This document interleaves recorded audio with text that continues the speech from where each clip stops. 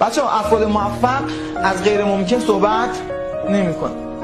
اصلا افراد موفق در مورد مسائل ناخوشایند صحبت نمی‌کنن. من گفتم شما پیش آدمای ناموفق باش، همش غر میزنن، همش نق میزنن. آقا دلار اینجوری شد، بدبختی اینجوریه، کار اینجوریه، نمیدونم زندگی اینجوریه، بچه‌م اینجوریه، زنم اینجوریه، شوهرم اینجوریه، هر چی، ماشینم فلانه، رئیسم عوضیه، فلانی فلانه. همینجوری در مورد چیزی که نمیخوان صحبت میکنن. پشت سر هم قر میزنن، اصلا مغز آدمو میخورن، بس که نق میزنن، بس که قر میزنن. هوا آلوده است، مترو شلوغ بود، نمیدونم اتوبوس اینجوری شد، اون اینجوری شد، نمیدونم مرغ کیلویی فلان قد تومن، این اینجوری تومن. فقط در مورد چیزی که نمیخوان صحبت میکنن. ولی افراد موفق یاد گرفتن در مورد چیزی که نمیخوان صحبت نمیکنن.